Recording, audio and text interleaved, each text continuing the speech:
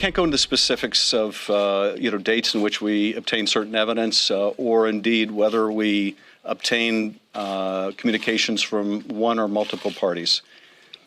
But certainly the phone records show that there was considerable coordination among the parties, including the White House. The phone records, that's new. Tonight, Chairman Schiff discussing one of the clear evidentiary bombshells in this report, newly revealed phone records that show what he calls, quote, considerable coordination coming from inside upper echelons of the White House. And now we have them right here. Everybody has them. We've been working with these all day to report on the exact type of thing that you don't want to see if you're being prosecuted. Now, normally this alone would be a wall-to-wall coverage bombshell if it was one of these New York Times or NBC stories. This isn't coming from journalists, though. To be clear, these are pieces of evidence coming from Congress, the government itself. And these logs actually considerably advance our understanding of this plot and one of the mysteries in it. Why was the White House taking such a risk in holding everything back, which can look guilty? Well, part of the answer is right here. They didn't want this type of stuff to come out if they had to hand it over. The House Intelligence Committee didn't get it from the White House. It appears, from what we understand, they got it by subpoenaing AT&T itself. Another takeaway, obviously, subpoenas matter. Now, here's another question we can answer today that we couldn't have yesterday or any day before, which is, when did this all really start with the money, which was so key to extorting Ukraine? How early did Rudy Giuliani get involved with that aspect of it? Well, I can tell you. All the way back in April, they were having phone calls and conversations. Take a look. 3 calls between Giuliani and the Office of Budget and Management. One of those calls, 14 minutes long. That's bad because they don't have any good reason to talk to Giuliani. That same day, Giuliani, as you see in yellow, talking to the White House, basically with phone tag 8 times over.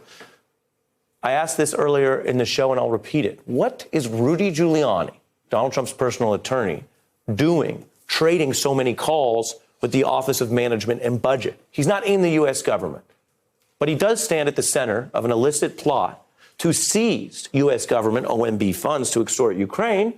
And this goes to a whole question in the whole plot.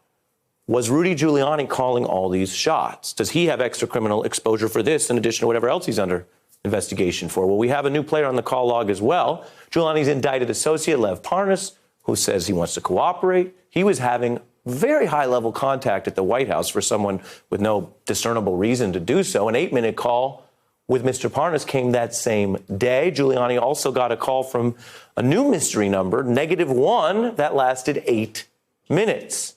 The -1 appears several times on the log.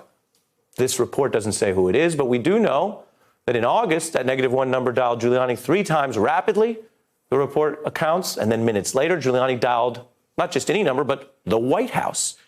And this isn't just thinking the worst. His connection at the White House is not being Mick Mulvaney's lawyer or a spokesperson.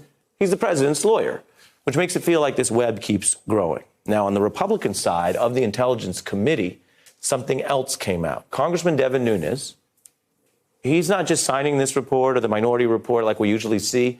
He is actually in the report. Chuck Todd and I earlier were talking about these fascinating footnotes. Take a look at this. Call records show Ranking Member Nunes exchanging 5 calls with Giuliani in April, 2 days before speaking with Mr. Parnas, who is both a client of Giuliani and now indicted, and that went for 8 minutes. There are a lot of questions posed here.